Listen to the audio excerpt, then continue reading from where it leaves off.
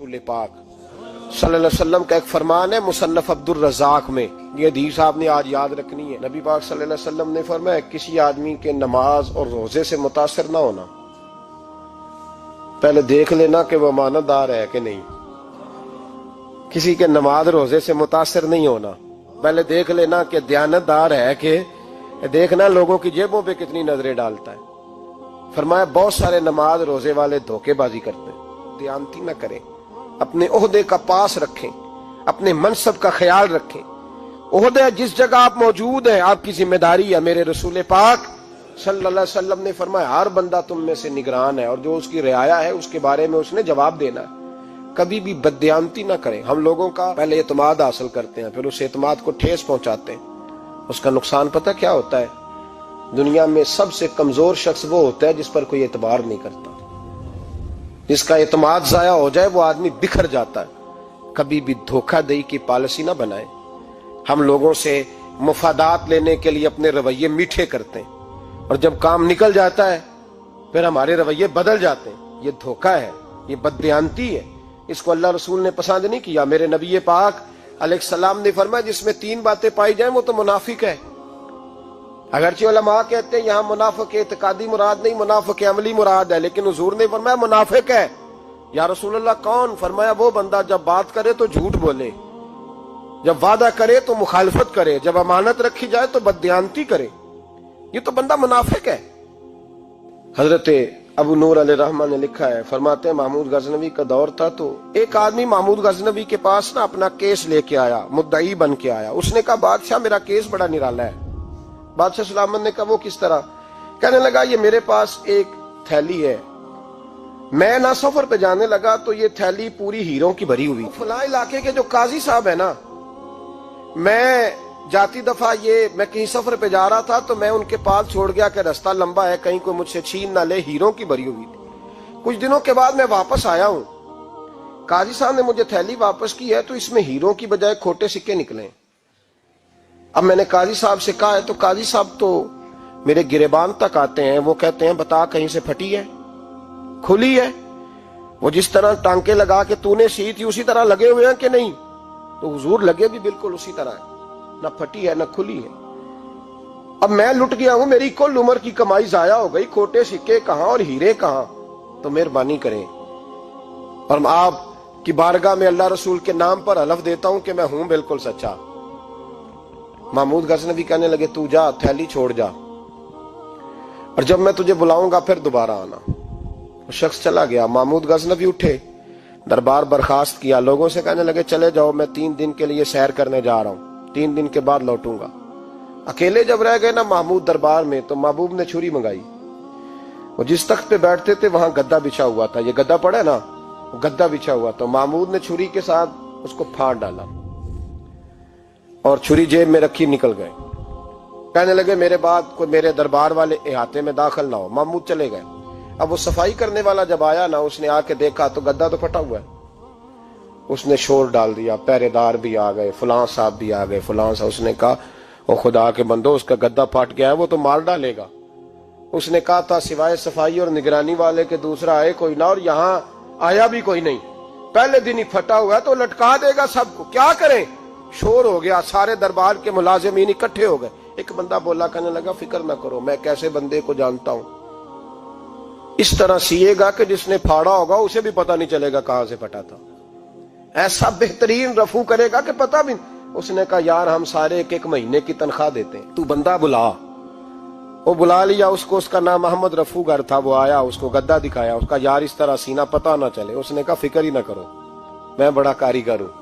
बड़े बड़े कारीगर लोग नहीं हमारे मुल्क में पाए जाते, कोई निशान छोड़ते हैं पीछे? बड़े कारीगर का पैसे होने चाहिए, बड़े बड़े कारीगर बंदे। आप यकीन करें ऐसा ऐसा फलसफा, ये उम्रा इबादत है ना, सरकार दो आलम सल्लल्लाहु अलैहि वसल्लम की बारगाह की हाजिरी बड़ी नेमत है ना।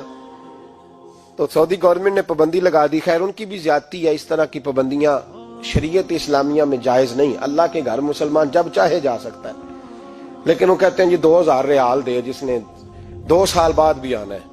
उन्होंने पाबंदी लगाई तो हमारे एजेंटों ने भी कई खास ट्रेनिंग हासिल की हुई है, पता नहीं कहां से सीख के आए, उन्होंने भी रास्ता निकाल लिया। ایک صاحب سے میں نے کہا کہ جناب وہ 2000 ریال لگ گیا تو کیا کرنا ہے؟ کہنے کوئی مسئلہ نہیں، پاسپورٹ نواں بنوا لو، گنجائش ہے، یعنی ہر شے کا حل ہے۔ اور میں نے کہا یار اب عمرہ کرنے جاتے وقت بھی بندہ دھوکہ دے کے جائے، اللہ کے گھر جاتے وقت بھی اس طرح کی حرکت کرے، کیا حال ہو گیا؟ ہر چیز کا لوگوں نے حل نکال لیا، ہر چیز کا لوگوں نے سٹائل بنا لی۔ ایسا نہ کریں، یہ درست نہیں۔ احمد رفو کر کہنے لگا اس طرح سیوں گا کہ پھاڑنے والے کو بھی پتہ نہیں۔ ان کا پیسے لے یار تو سی دے۔ اس نے سی دی، اگلے شام ہی لا کے بچھا دیا گدا۔ تیسرے دن بادشاہ سلامت آئے، آ کے پہلی نظر گدے پہ ڈالی، اس نے بلایا سب ملازمین کو، کہا کس نے سیا ہے؟ کہا جناب کیا ہوا؟ کہا یہ پھٹا ہوا تھا۔ کس نے؟ کہا نہیں پھٹا ہی نہیں۔ وہ کہنے لگے بنو بات، میں خود پھاڑ کے گیا تھا، تو بتاؤ صحیح سیا کس نے ہے؟ کہا جناب آپ پھاڑ کے گئے تھے تو بتایا کیوں نہیں؟ فرمانے لگے اسی لیے تو بتایا نہیں تھا کہ تم خود تحقیق کر لو، بلاؤ بتاؤ سیا کس نے۔ تو بلا لیا، احمد رفو گھر آ گیا۔ اس کو جب بلا کے سامنے بادشاہ کھڑا کیا، کہا بھئی تو نے سیا ہے؟ کہنے لگا حضور آپ کے سارے ملازم کٹھے ہو کے آئے تھے، میری غلطی کوئی نہیں۔ کہا نہیں یار تو بڑا کاریگر ہے، میں نے اپنے ہاتھ سے پھاڑا تھا پر مجھے بھی نہیں پتا چل رہا کہاں سے پھٹا تھا۔ اچھا یہ بتا یہ تھیلی جو ہے یہ بھی تو نے سی تھی؟ اس نے کہا جی آپ کے خادم کا ہی کارنامہ ہے، وہ فلانے علاقے کے قاضی صاحب آئے تھے، اس میں سے ہیرے نکال کے تو کھوٹے سکے بھرے تھے، تو مجھے بھی تھوڑا سا حصہ ملا تھا۔ محمود نے سارے گواہ بھی اکٹھے کر لیے، ثبوت بھی اکٹھے کر لیے۔ پھر قاضی کو بلایا، پہلے سارے ثبوت اور گواہ کیس حل کر لیا۔ پھر ہمارے ہاں یہ حال ہوتا ہے کہ مدعی 2-3 ہفتے کے بعد خود ہی ہاتھ باندھ جاتا ہے، کہنا تسی میری جان چھڈو، مجرم پھڑو پاوے نہ پڑھو۔ وہ کہتا ہے مجھے معافی دو، میں رہا۔ ظلم ہے نا، ظلم زیادتی ہے کہ جو بیچارہ اتنے سوال مجرم سے نہیں ہوتے جتنے مدعی سے ہوتے ہیں۔ اب یقین کریں اتنے سوالات ہوتے بیچارہ ہف جاتا ہے۔ یہ طریقہ درست تو نہیں، ایک لٹ گیا اور دوسرا طرح طرح کے سوالوں کے جواب دیتا پھرے بیچارہ۔ سارے ثبوت اکٹھے کر کے قاضی صاحب کو بلایا، تنہائی میں لے جا کے محمود غزنوی نے کہا قاضی صاحب آپ سے غلطی ہو گئی، غریب آدمی تھا، وہ لٹ گیا ہے، اس نے تو بڑی مشکل سے کچھ ہیرے جمع کیے تھے اور اس کی کل کائنات تھی، تو آپ اس کا مال اسے دے دیں، بات ختم۔ قاضی صاحب کہنے لگے آپ مجھ پہ الزام لگا رہے ہیں، سوال ہی نہیں پیدا ہوتا۔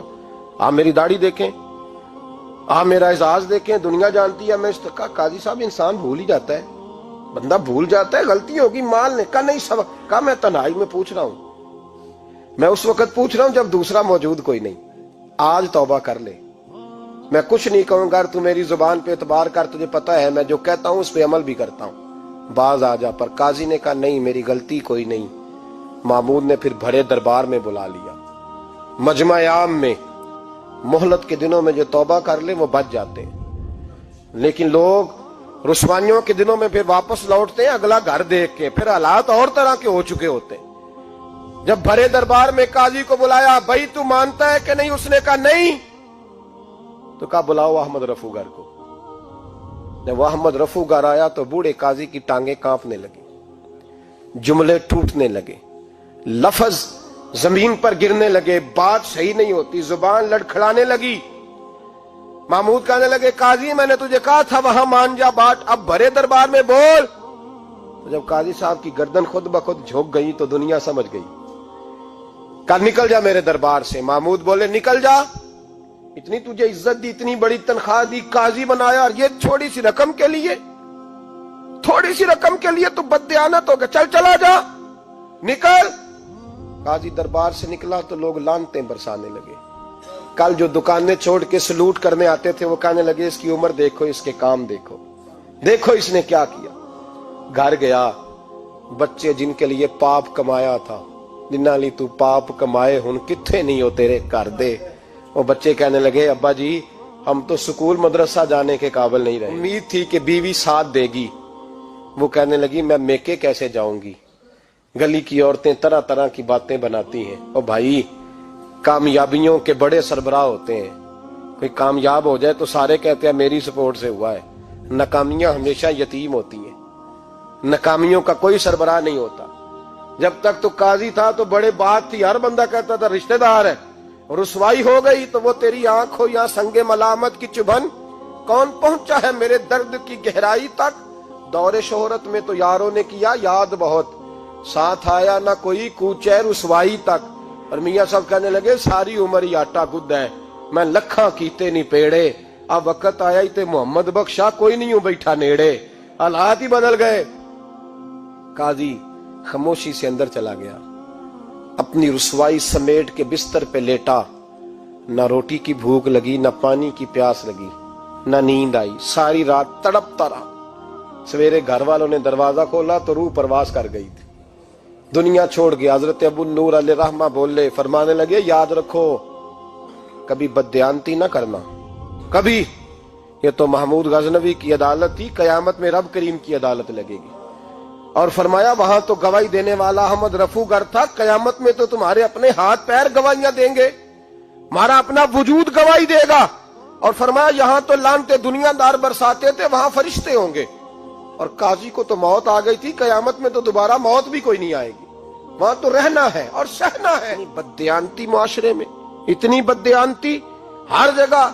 اس معاشرے کا بھی کچھ بنے گا جہاں دوائی بھی خالص نہ ملے، جہاں دوائی میں بھی بددیانتی ہو۔ لوگ اپنے بچے کو آکسفورڈ یونیورسٹی میں پڑھانے کے لیے غریبوں کے بچوں کے رگوں میں جو دوائی اتارے وہ بھی 2 نمبر۔ اتنا بڑا بھی کو بددیانت معاشرہ ہوتا ہے کہ لوگ یہاں تک دھندا کریں، یہاں تک کہ لوگ لوگوں کی زندگیوں سے کھیل جائیں اور ہمیں احساس تک نہ ہو کہ کوئی مر جائے گا، کوئی ڈوب جائے گا، کیا بنے گا۔ اور جس نے وہ اپنی رجسٹر کی دوائی کی، اس نے 2-4 لاکھ روپیہ لیا اور اس نے یہ نہیں سوچا کتنے انسان میری وجہ سے مریں گے۔ قتل صرف یہ تو نہیں ہوتا گولی مار کے مار دینا، لوگوں کی زندگیوں سے لوگ کھیل جاتے ہیں، لوگ تباہی کر جاتے ہیں، لیکن بددیانتی سے باز نہیں آتے۔ میرے رسول پاک علیہ السلام کے غلاموں، نبی پاک صلی اللہ علیہ وسلم نے ذرا سی بددیانتی، اور صحابہ کا یہ مزاج تھا۔